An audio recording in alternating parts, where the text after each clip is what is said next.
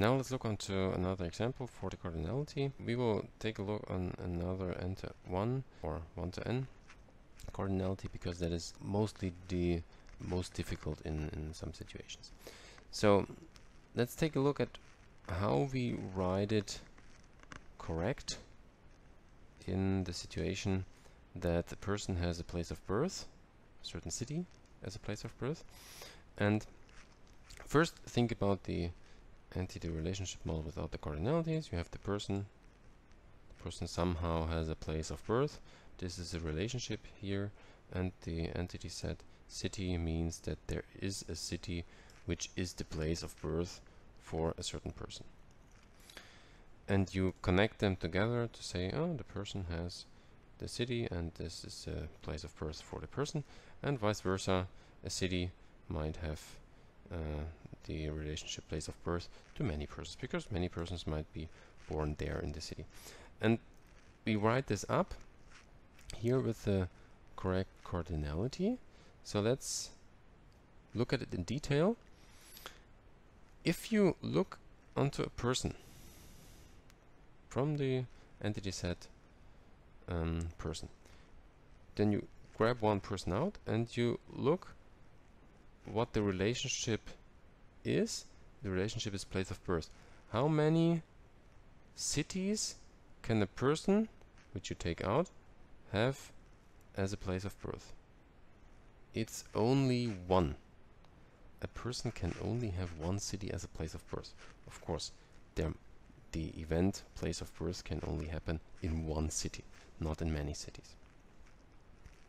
So, reading it from left to right, from person via place of birth to city, you include this one here while talking about the relationship.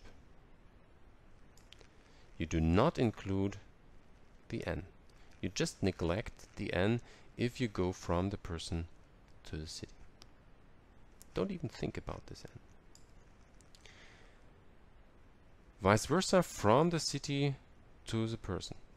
You take out a city, you look at the city, there's a city so-and-so, Zwickau or Berlin or whatever, and you look how many people might have this city as the place of birth. The city, which we take out, has a relationship to many persons, because probably many persons were born there. How many? One or many? In this case, many. Many persons might have this one city taken out as a place of birth. Many persons.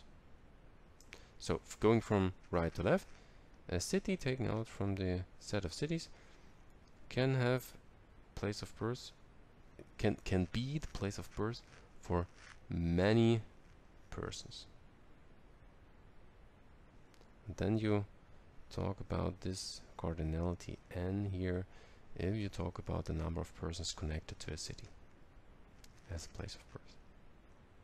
So keep in mind to talk about the cardinality in the correct way,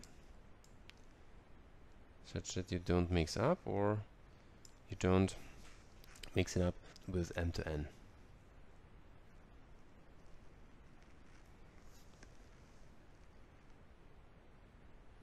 Now let's look onto three different examples for the three different cardinalities: 1 to 1, 1 to n, n to 1, and n to m. First one, 1 to 1. For example, a manager who is responsible for a department has a 1 to 1 relationship to its department. The manager on the left side and department on the right side. The manager leads the department, and as you might conclude easily, the manager leads one department usually. Again, manager leads one department. You neglect this one here. You don't think about this one here. You only think about this one if you talk about the number of departments which should be connected to the manager. Vice versa, the department can be led by one manager. You think only about this one here, and you neglect the one which is written up here close to the department. You start with the department is led by one manager. And of course you have attributes describing the manager, an attribute describing his leading position, and attributes describing the department. Second example, an employee works in a department, and the department has many employees working in. So just to mention it in detail, an employee works in one department only. So an employee is not assigned to many departments, or to 2 or 3 or whatever departments. An employee is assigned to only one department. Vice versa, a department of course consists of not only one employee but many employees working in the department. A department has many employees working in it. And here you see n to 1, or if you would write it in the other direction, then it's 1 to n. It doesn't matter here. It matters only that you write the cardinality at the right position. Again, you have these attributes here describing the entity sets and the relationship set. And last example for m to n. Again, it's about employees, and this time working in projects. An employee can work in many projects. Take out an employee from the set of employees.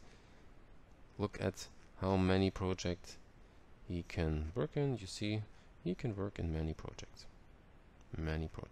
You neglect this m first if you talk about the employees.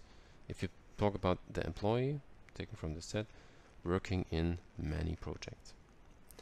Vice versa, you go from a project to the employee, take out a project, look at the situation and how many employees can work in the project.